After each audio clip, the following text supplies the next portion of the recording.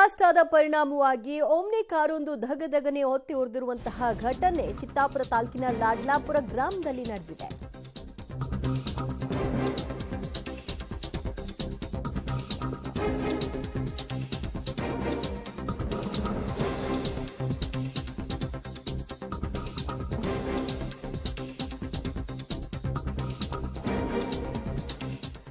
Tyre blast ಆಗಿದ್ದಕ್ಕೆ Omni ಕಾರೊಂದು ಹೊತ್ತಿ ಉರಿದಿರುವಂತಹ ಪ್ರಕರಣ ಚಿತ್ತಾಪುರ ತಾಲೂಕಿನ ಲಾಡ್ಲಾಪುರ ಗ್ರಾಮದಲ್ಲಿ ಕಂಡುಬಂದಿದೆ. ಯಾದಗಿರಿಯಿಂದ ಕಲಬುರಗಿಗೆ ಬರ್ತಾ ಇರುವಂತಹ ಓಮ್ನಿ ಕಾರ್ ಇದಾಗಿತ್ತು.